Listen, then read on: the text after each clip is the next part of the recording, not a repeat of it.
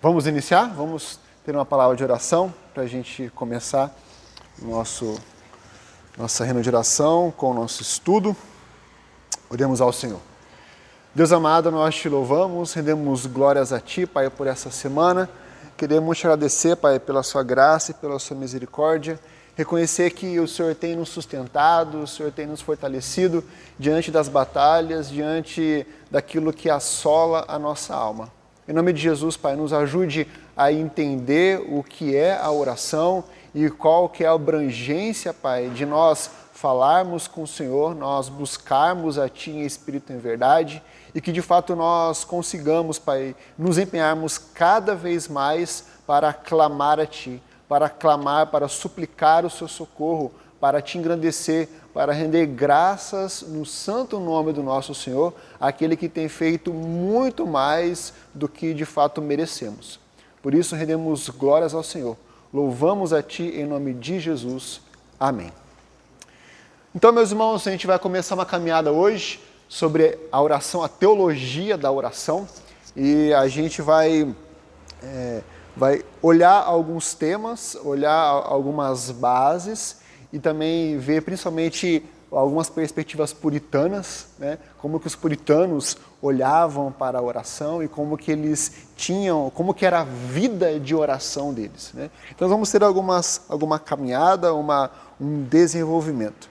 E de início, já vamos olhar para um puritano aqui, né? Tá um pouquinho difícil de encontrar a letra, mas eu vou ler aqui para os irmãos acompanharem. John Bunyan, que é um puritano, ele diz o seguinte: a oração secreta e constante na vida dos verdadeiros seguidores de Cristo não é uma possibilidade, é uma certeza plena. A oração é uma certeza plena. A oração, ela não faz parte de uma sobra na vida do cristão. A oração, ela tem que de fato fazer parte, assim como o almoçar faz parte, assim como beber água faz parte, assim como se vestir faz parte. O cristão, ele tem que olhar para a oração como algo que não pode ser descartado ou eliminado da sua vida. E ele continua dizendo, olha só, a oração particular é o teste de nossa sinceridade, o indicador de nossa espiritualidade, o principal meio de crescimento na graça. A oração particular é a única coisa, acima de todas as demais, que Satanás busca impedir, pois ele bem sabe que se ele puder ser bem-sucedido neste ponto, o cristão falhará em todos os outros. E perceba aqui os destaques, né? A oração particular é o teste da nossa sinceridade. Por que a nossa sinceridade? Porque a oração particular vai refletir como o nosso coração está. Se o nosso coração está repleto de coisas peludas, a sinceridade não vai existir. Ou seja, nós não quereremos ser sinceros para com Deus. Nós vamos querer fugir de Deus, assim como Adão e Eva fez. A oração particular também é um indicador de nossa espiritualidade. Se nós estamos frios, né? Se nós estamos ali em banho-maria, consequentemente, nós não daremos o real valor à oração. Veja, quando nós estamos assim, mais ou menos, nós entendemos ou nós conseguimos cumprir os horários da nossa agenda com todas as coisas, menos com a oração. Nós temos tempo para tudo, mas sempre falta tempo para a oração. E isso reflete o nível de espiritualidade. Se estamos muito frios ou estamos muito quentes espirituais. A oração particular é o principal meio de crescimento na graça. É através da oração que o nosso coração vai ser quebrantado. É através da nossa oração que o nosso coração vai ser derramado diante de Deus. E quando nós nos derramamos diante de Deus, quando nós nos apresentamos diante das nossas dificuldades, das nossas angústias, é que Deus vai, de fato, derramar sua graça sobre nós. É a mesma ideia do pai para com o filho. É claro que o pai vai dar coisas para o seu filho sem ele pedir.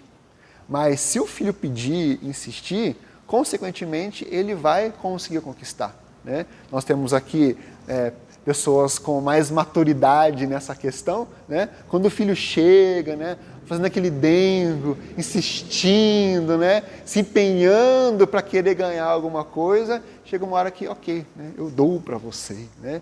É a mesma questão quando nós nos voltamos para Deus. Quando nós derramamos o nosso coração diante de Deus para buscar alguma coisa, para entregar as nossas petições. E quando nós entregamos, quando nós insistimos para com Deus, é neste momento que Deus derrama a sua graça sobre a nossa vida. Ou respondendo positivamente, né? Respondendo conforme nós pedimos, ou respondendo, alimentando, preenchendo o nosso coração com aquilo que nós realmente precisamos. Então, a oração particular é a única coisa, acima de todas as demais, que Satanás busca impedir, pois ele bem sabe que se ele puder ser bem-sucedido neste ponto, o cristão falhará em todos os outros. É fato. Se nós não tivermos uma vida de oração, consequentemente, as outras áreas espirituais da nossa vida começarão a cair e se apresentar em banho-maria, ficando morno e caindo até num gelo, se for. Meus irmãos, a oração é extremamente importante para a vida do cristão, para a vida do verdadeiro cristão. E o verdadeiro cristão entende uma verdade.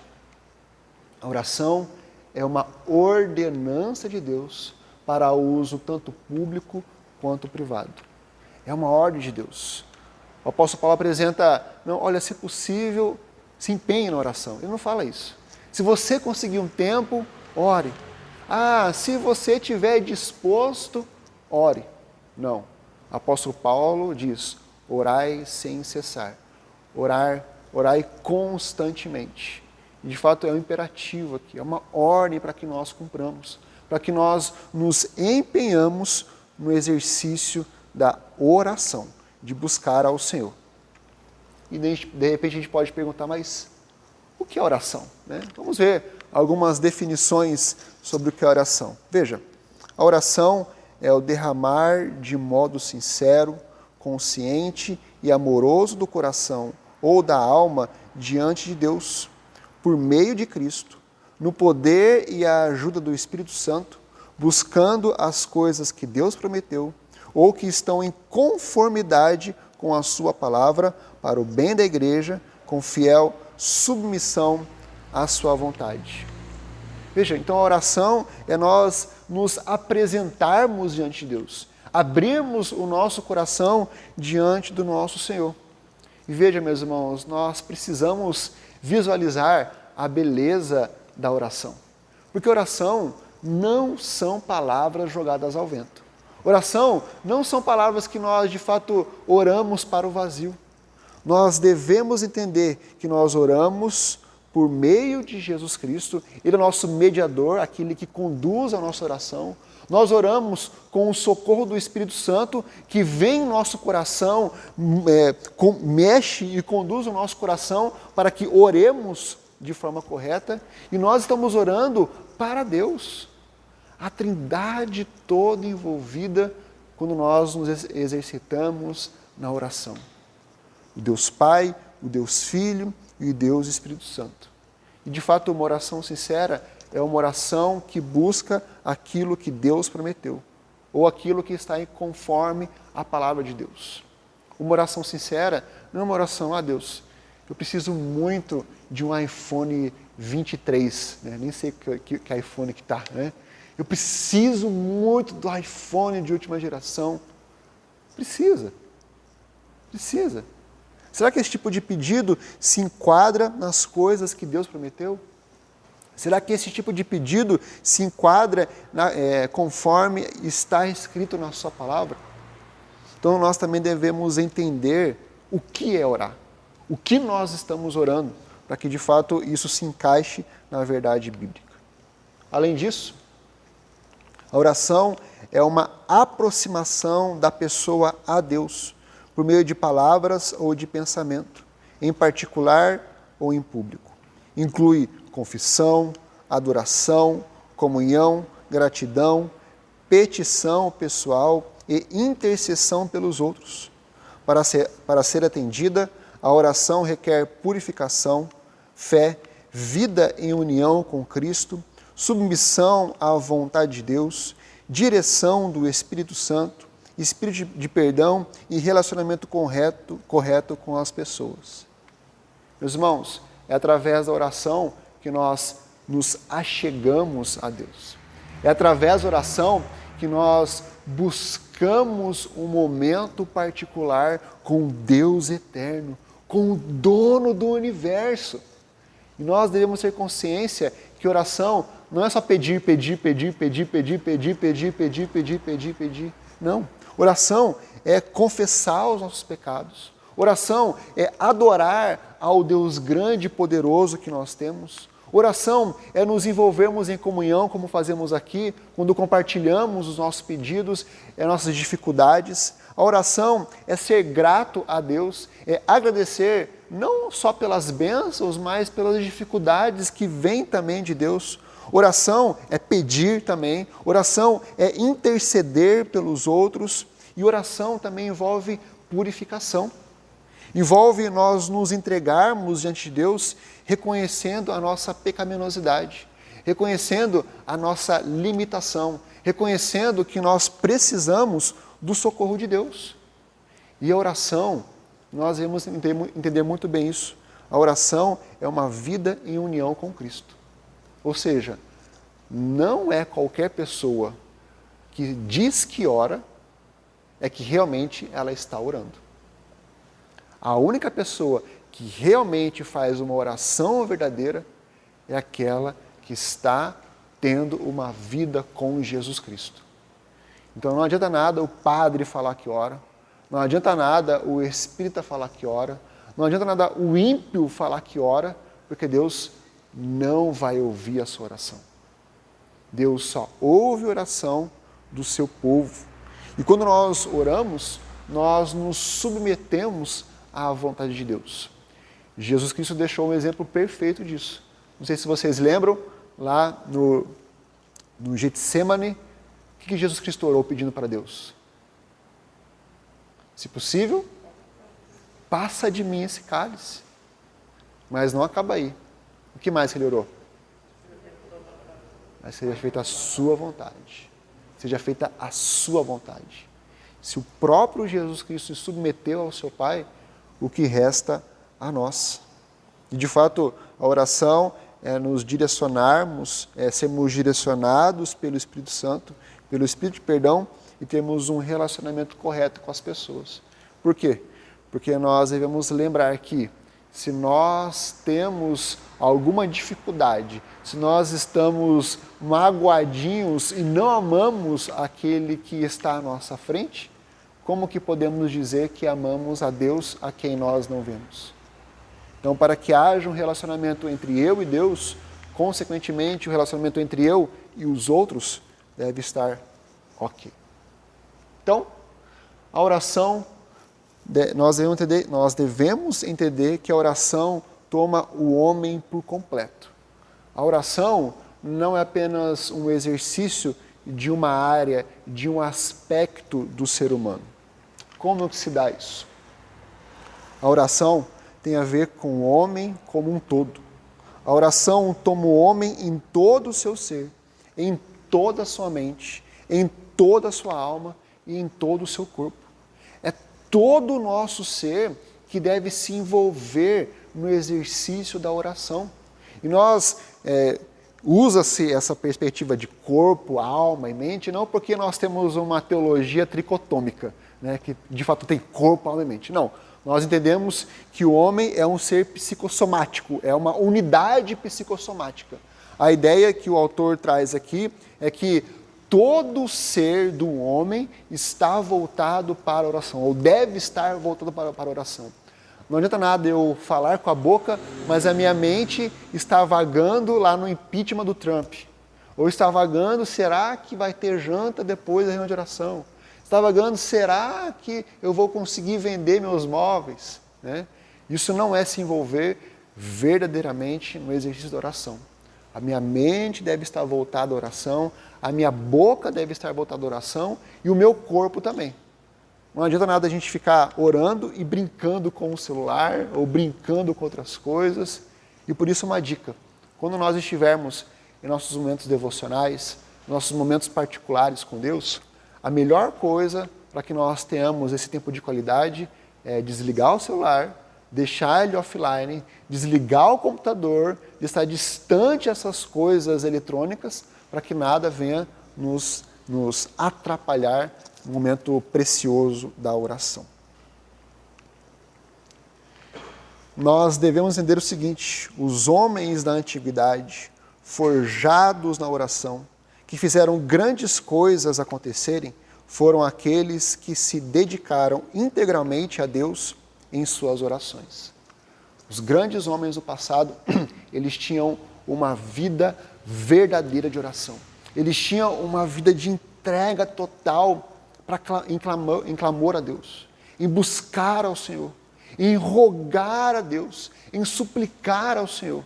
E essa frase é do pai da igreja presbiteriana, John Knox, e ele clamava: dá-me a Escócia, Senhor, ou eu morrerei.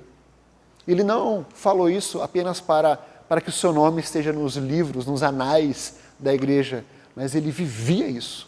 Ele clamava constantemente, ele rogava para que Deus desse todo o país a ele, na perspectiva de evangelização.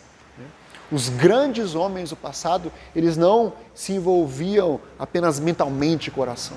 Eles tinham uma vida empenhada no exercício da oração. Então, a oração que toma um homem por completo, é preciso um homem completo para orar, até que a tempestade que agita a sua alma seja acalmada por uma bonança superior, até que o vendaval e as ondas cessem, como por ordem divina. Diante do nosso envolvimento total, diante do nosso ser por completo orando ao Senhor, haverá um momento em que as coisas começarão a se acalmar. Mas isso virá a partir do exercício da oração. Orar é algo santo e são necessários homens santos para isso. O verdadeiro homem de Deus, o homem não do sexo masculino, do ser humano, ele se envolve no exercício da oração. Deus não pode tolerar um coração dividido no amor que ele exige dos homens, nem pode suportar um homem dividido em oração. Não dá. Em Mateus 6 diz que nós não podemos adorar ou servir a dois senhores. Nós não podemos fingir que temos uma vida espiritual ou uma vida de oração e de fato não ter uma vida de oração. Ou nós temos ou nós não temos. Ou nós temos intimidade com Deus ou nós não temos intimidade com Deus. De fato, Deus quer que nós nos envolvamos numa vida de intimidade com Deus. Vamos ver alguns textos. Salmo 119, que será o tema das nossas meditações matinais futuramente. Salmo 119, 2 diz o seguinte: bem-aventurados os que guardam as suas prescrições e o buscam de todo o coração. Para a mente do hebreu, quando se fala coração, não está falando sobre o órgão físico da pessoa, mas está falando sobre o ser por completo da pessoa. Então, a ideia do salmista aqui é que eles buscam a lei de Deus, eles buscam as prescrições do Senhor por completo, com todo o seu ser, com a pessoa toda se empenhando para obedecer às suas escrituras. Versículo 10. De todo o coração te busquei. Não me deixes fugir aos teus mandamentos. Mais uma vez, que todo o ser do homem está buscando ao Senhor. E essa deve ser a nossa condução. De todo o nosso ser, buscar verdadeiramente a Deus. E o verso 34, que diz: dá-me entendimento e guardarei a tua lei. De todo o coração a cumprirei. De todo o coração cumprirei a tua lei. De todo o nosso ser, todo o meu ser vai se empenhar para cumprir a sua lei. Agora vamos ver Hebreus 5.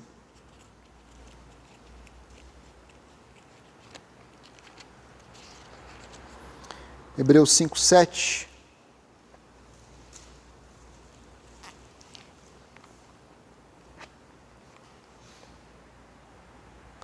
Diz assim: ele, Jesus, nos dias da sua carne, tendo oferecido com forte clamor e lágrimas, orações e súplicas, a quem podia livrar da morte, e tendo sido ouvido por causa da sua piedade. A ideia do versículo é mostrar, ter como exemplo a ação de Jesus Cristo. De fato, Jesus Cristo, ele ofereceu com forte clamor e lágrimas, orações e súplicas.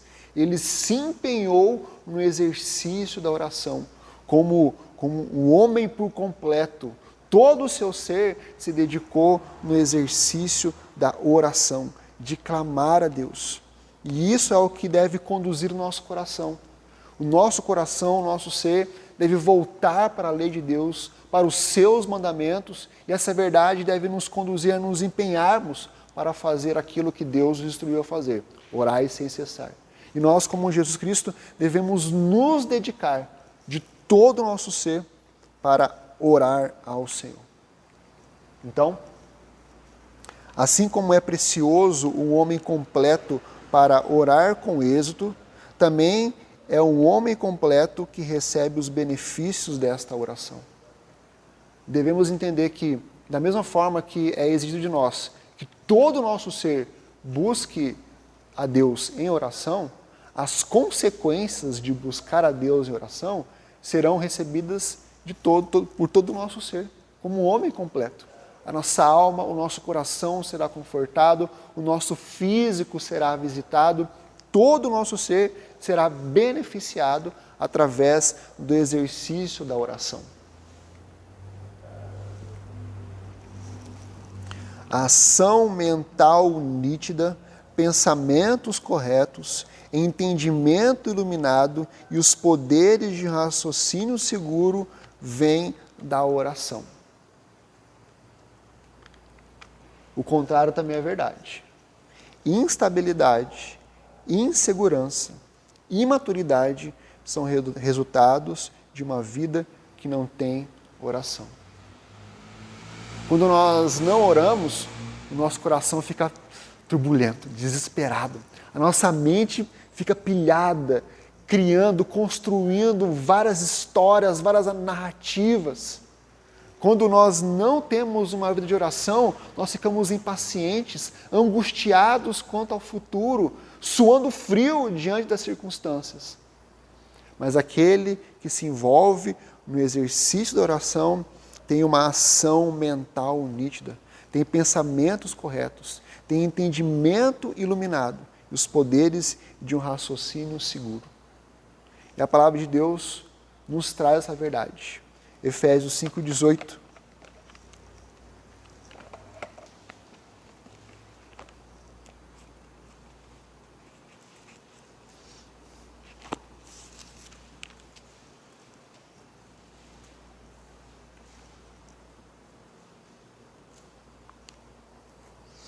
E não vos embriagueis com vinho, no qual há dissolução, mas enchei-vos do Espírito.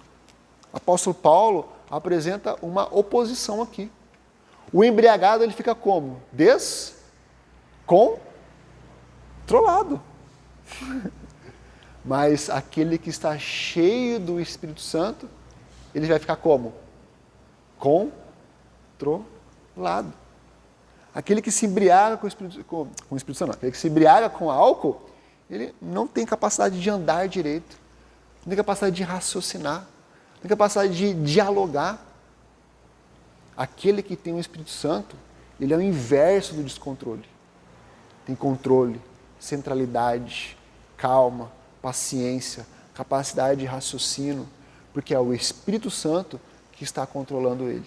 E o encher do Espírito Santo não vem através de mágica, não vem através de uma varinha de condão, não vem através de soluções de um pó mágico, mas vem através do exercício da oração. Se nós não nos empenharmos no exercício da oração, o nosso coração ficará descontrolado, ficará angustiado, chacoalhando diante das situações.